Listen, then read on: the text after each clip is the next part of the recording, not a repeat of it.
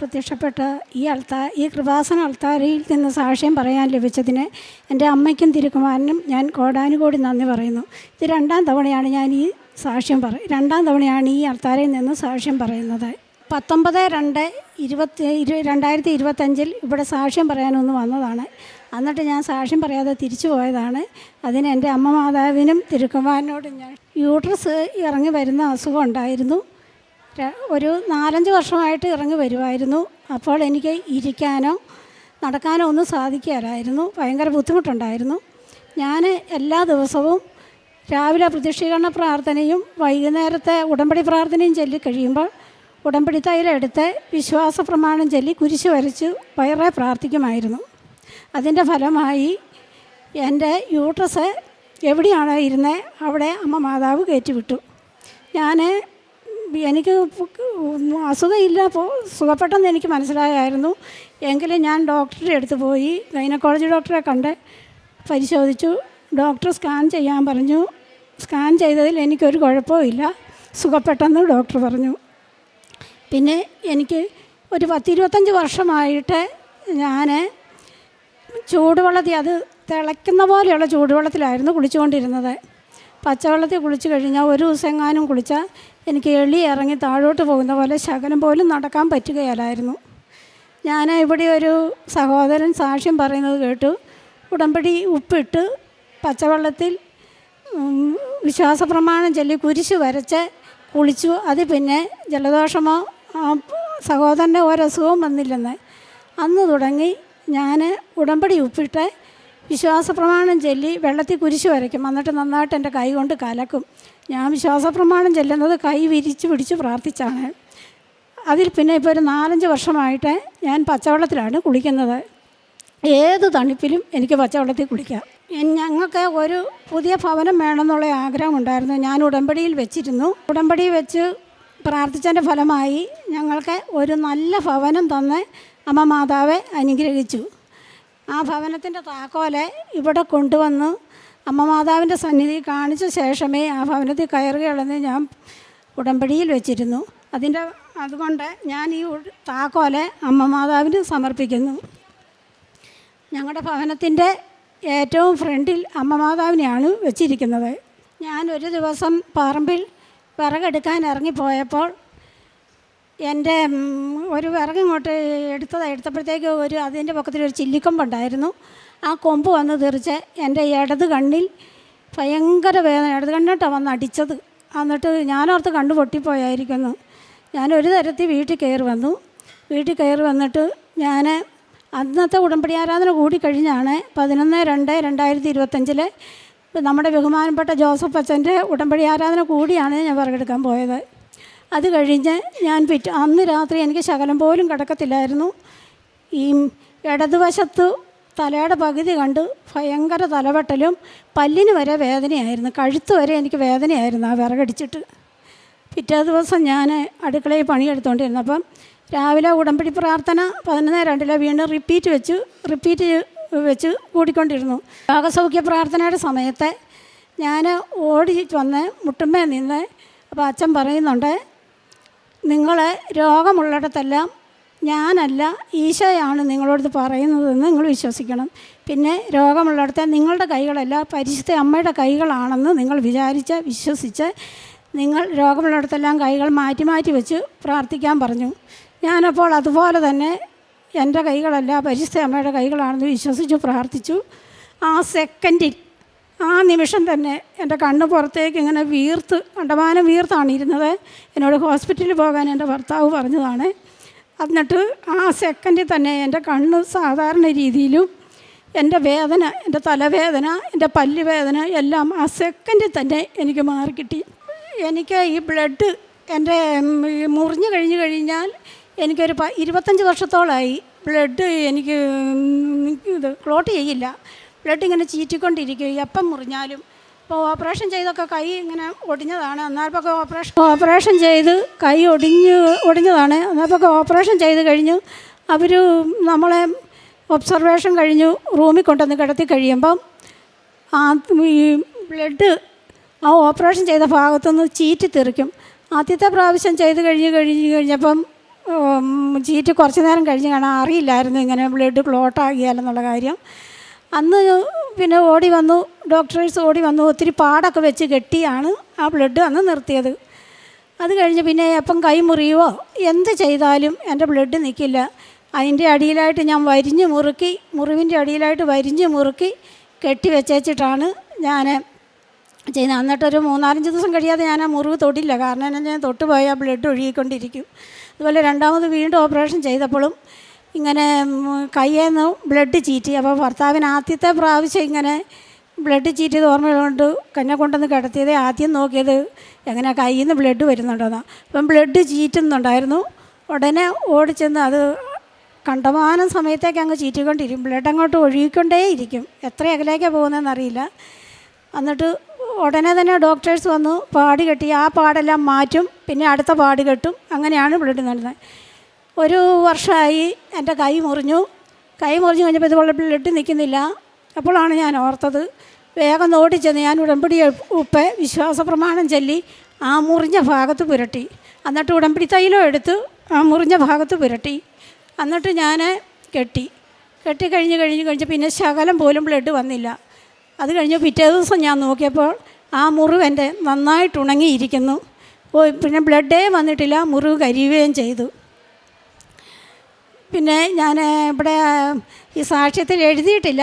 എഴുതാത്ത കാര്യങ്ങൾ എനിക്ക് എമ്പടി അനുഭവം തന്നിട്ടുണ്ട്. ഒരു പ്രാവശ്യം എൻ്റെ കയ്യിൽ തിളച്ച വെള്ളം ചാടി. അന്നേരം കറണ്ട് പോയി. തിളച്ച വെള്ളം ഞാൻ കുടിവെള്ളപ്പാത്രത്തിലേക്ക് ഒഴിക്കുമായിരുന്നു. അപ്പോൾ കറണ്ട് പോയി കഴിഞ്ഞപ്പോഴത്തേക്ക് ഞാൻ ഓർത്തു, ഇനി എന്നെ മുറിയിലാണല്ലോ തൈലം ഇരിക്കുന്നത്, എങ്ങനെ പോയി തൈലം എടുത്തുകൊണ്ട് വരും? എനിക്ക് ഉടമ്പടിക്കാശിരമില്ലാതെ ഒരു സെക്കൻഡ് പോലും നടക്കത്തില്ല. അപ്പോൾ ഞാൻ വേഗം ഉടമ്പടിക്കാശ് രൂപം എൻ്റെ കയ്യിലുണ്ടായിരുന്നു.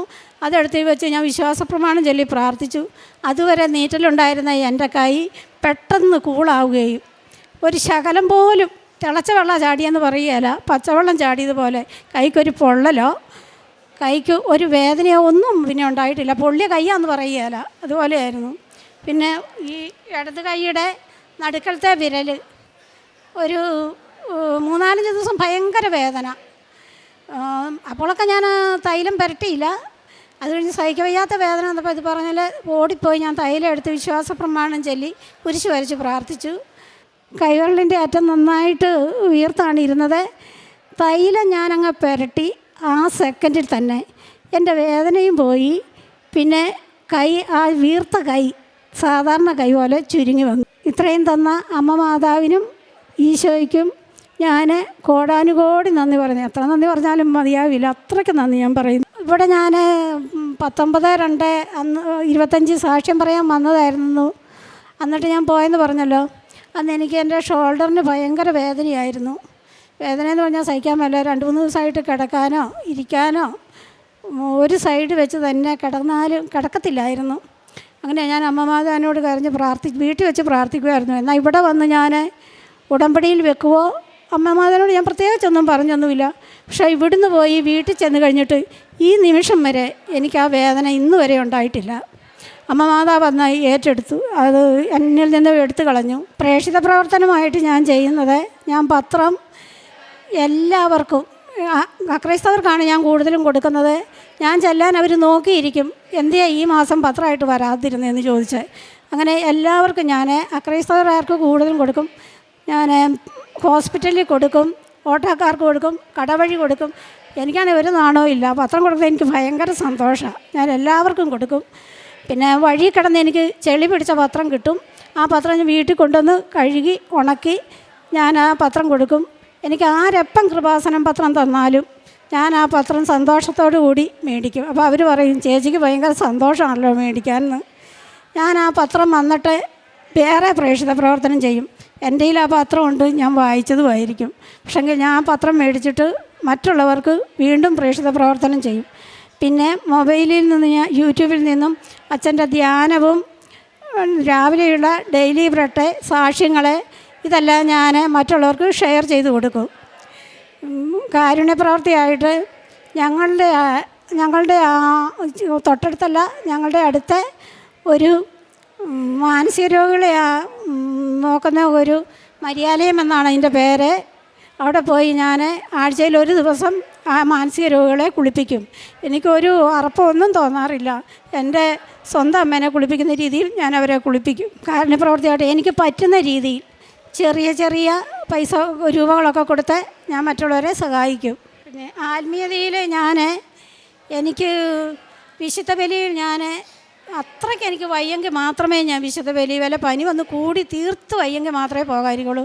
അല്ലെങ്കിൽ ഞാൻ എല്ലാ ദിവസവും വിശുദ്ധ ബലിയിൽ പോയി പങ്കുകൊള്ളുകയും വിശുദ്ധ കുർബാന സ്വീകരിക്കുകയും ചെയ്യും. എനിക്ക് ഇത്രയും വലിയ കൃപ തന്ന എൻ്റെ പരിശുദ്ധ അമ്മച്ചിക്കും ഈശോയ്ക്കും ഞാൻ കോടാനുകോടി നന്ദി പറയുന്നു. 2 സാമുവേൽ 22:7 കഷ്ടതയിൽ ഞാൻ കർത്താവിനെ വിളിച്ചപേക്ഷിച്ചു, എൻ്റെ ദൈവത്തോട് ഞാൻ നിലവിളിച്ചു. അവിടുന്ന് തൻ്റെ ആലയത്തിൽ നിന്ന് എൻ്റെ അപേക്ഷ കേട്ടു. എൻ്റെ നിലവിളി അവിടുത്തെ കാതുകളിലെത്തി. സാലി സണ്ണി എന്ന ഈ സഹോദരി തൻ്റെ ഉടമ്പടി ജീവിതത്തിൽ ലഭിച്ച അത്ഭുതകരമായ രോഗസൗഖ്യ സാക്ഷ്യങ്ങളാണ് നമ്മോട് പങ്കുവച്ചത്. സഹോദരി പറഞ്ഞ ഓരോ സാക്ഷ്യവും വളരെ ഗൗരവമുള്ളതായിരുന്നു. നിങ്ങൾ പറയുന്നുണ്ട് കാരുണ്യ പ്രവൃത്തികളെക്കുറിച്ച്. അത് ആതുരാലയങ്ങളിൽ, അനാഥാലയങ്ങളിൽ, വൃദ്ധമന്ദിരങ്ങളിൽ പോയി അവർക്ക് വേണ്ടതൊക്കെ ചെയ്തു കൊടുക്കുക, അവരെ കുളിപ്പിക്കുക, സ്വന്തം അമ്മയെപ്പോലെ കണ്ടവർക്ക് വേണ്ട ദേഹശുദ്ധി വരുത്തുവാനൊക്കെ ഞാൻ എപ്പോഴും സന്മനസ്സോടെ തീഷ്ണതയോടുകൂടി ഞാൻ പോകുമായിരുന്നു. കാരുണ്യ പ്രവൃത്തി ചെയ്യുവാൻ ഒരിക്കലും ഞാൻ പിന്നോട്ട് പോവില്ല. എന്തൊക്കെ ചെയ്തു കൊടുക്കാനാകുമോ ചെയ്തു കൊടുക്കാനാവുന്നത് മുഴുവനും നല്ല മനസ്സോടെ ചെയ്തു കൊടുക്കും. അതുപോലെ തന്നെ കൃപാസനം പത്രം അത് വിശ്വാസ കൈമാറ്റമാണെന്ന ബോധ്യത്തോടുകൂടി, ഈശോയെ കൈമാറുന്നുവെന്ന ബോധ്യത്തോടുകൂടി സന്തോഷത്തോടെ അത് കൈമാറുവാൻ വേണ്ടി ഞാൻ എപ്പോഴും തയ്യാറെടുത്ത് ഞാൻ മുന്നോട്ട് പോകുമായിരുന്നു. എപ്പോഴും ഞാനത് കൊടുത്തുകൊണ്ടിരിക്കും. ആരിൻ്റെ കയ്യിൽ തന്നാലും അത് കൂടുതൽ പ്രേക്ഷിത പ്രവർത്തനം ചെയ്യുവാനുള്ള അവസരമായി ഞാനതിനെ കാണുമായിരുന്നുവെന്ന്. അതുപോലെ ഡെയിലി ബ്രെഡ് ആവർത്തിച്ച് കേൾക്കുന്നതിനെക്കുറിച്ച്, ഉടമ്പടി ധ്യാനം മുടങ്ങാതെ ആവർത്തിച്ച് കേൾക്കുന്നതിനെക്കുറിച്ച്, അത് രാവിലെ മുതൽ വൈകുന്നേരം വരെ തൻ്റെ ജീവിതത്തിനെ വല്ലാതെ സ്വാധീനിക്കുന്നതിനെക്കുറിച്ച്, ആ ഡെയിലി ബ്രെഡിൽ ഒരു ദിവസം അച്ഛനതൊരു പ്രാർത്ഥന ചൊല്ലുമ്പോഴാണ് കണ്ണിൻ്റെ രോഗാവസ്ഥ പൂർണ്ണമായി മാറിയതെന്ന് സഹോദരി പറയുന്നുണ്ട്. അച്ഛനതിൻ്റെ പ്രാർത്ഥനയുടെ സമയത്ത് രോഗമുള്ള ഇടങ്ങളിൽ നിങ്ങൾ കരങ്ങൾ വെച്ച് അമ്മ മാതാവിൻ്റെ സംരക്ഷണം നേടി പ്രാർത്ഥിക്കുവാൻ പറയുന്നു. ആ പ്രാർത്ഥന ചൊല്ലിക്കഴിയുമ്പോൾ അത് ശാരീരിക രോഗസൗഖ്യമായി മാറുന്നുവെന്ന്. ഈശോ സൗഖ്യപ്പെടുത്തുന്നു. അമ്മ മാതാവിൻ്റെ കരങ്ങളാണ് രോഗമുള്ള ഇടങ്ങളിൽ നിങ്ങൾ വെച്ചിരിക്കുന്നതെന്ന് ഓർത്തുകൊണ്ട് നിങ്ങൾ വിശ്വാസത്തോടെ പ്രാർത്ഥിക്കുവാനായിട്ടാണ് അച്ഛൻ സന്ദേശം കൈമാറിയതെന്ന് സഹോദരി പറയുന്നുണ്ട്. പ്രിയമുള്ളവരെ, ഉടമ്പടി ജീവിതം അത്ഭുത രോഗസൗഖ്യങ്ങളുടെ, ഉടനടി ദൈവിക ഇടപെടലുകളുടെ, ആഗ്രഹിച്ച് പ്രാർത്ഥിച്ച നാളുകളായി ലഭിക്കാത്തത് നിമിഷ നേരം കൊണ്ട് നമുക്ക് അനുവദിച്ച് തരുന്നതിൻ്റെ, എത്ര പഴയ ഹിസ്റ്ററിയുള്ള രോഗാവസ്ഥകളിൽ പോലും നിമിഷ നേരം കൊണ്ട് പൂർണ്ണമായ സൗഖ്യം നൽകി പുതിയ ജീവിതം നമുക്ക് കൈമാറുന്ന നമുക്ക് പ്രാർത്ഥന ആത്മീയ പദ്ധതിയാണെന്ന് നമുക്ക് തിരിച്ചറിയുവാനാവും. ഉടമ്പടിയിലേക്ക് എത്ര എളിമപ്പെട്ടും വിശ്വാസത്തോടും നമ്മൾ നമ്മുടെ ജീവിതത്തെ സമർപ്പിക്കുന്നുവോ, അമ്മ മാതാവ് നമ്മുടെ ജീവിതത്തെ അതിൻ്റെ എല്ലാ ക്ലേശങ്ങളിലും, അതിൻ്റെ എല്ലാ രോഗങ്ങളിലും, അതിൻ്റെ എല്ലാ തകർച്ചകളിലും ഈശോയ്ക്ക് കൊടുത്തുകൊണ്ട് നമ്മളെ അനുഗ്രഹിക്കുവാൻ കൂടെ നിൽക്കും. അതിൻ്റെ സാക്ഷ്യമാണ് ഈ മകൾ ഈ അൾത്താരയിൽ പങ്കുവച്ചത്. ഈ മകളുടെ ഓരോ ദൈവാനുഭവത്തിനും, രോഗസൗഖ്യത്തിനും, ജീവിത വിഷയങ്ങൾക്ക് ലഭിച്ച നന്മകൾക്കും അമ്മ മാതാവിനും തിരുക്കുമാരനും നന്ദി പറഞ്ഞുകൊണ്ട് കരങ്ങളടിച്ച് ഈ സാക്ഷ്യം നമുക്ക് സമർപ്പിക്കാം. അത്യപൂർവ ദൈവാനുഭവങ്ങൾ ഇനി നിങ്ങൾക്കും സ്വന്തം. ഈ യൂട്യൂബ് ചാനൽ ഇതുവരെ സബ്സ്ക്രൈബ് ചെയ്തിട്ടില്ലെങ്കിൽ ഇപ്പോൾ തന്നെ സബ്സ്ക്രൈബ് ചെയ്യുക. ഈ വീഡിയോ ഇപ്പോൾ തന്നെ നിങ്ങളുടെ സുഹൃത്തുക്കൾക്ക് ഷെയർ ചെയ്തുകൊണ്ട് കർത്താവിൻ്റെ പ്രേക്ഷിതരാകുക.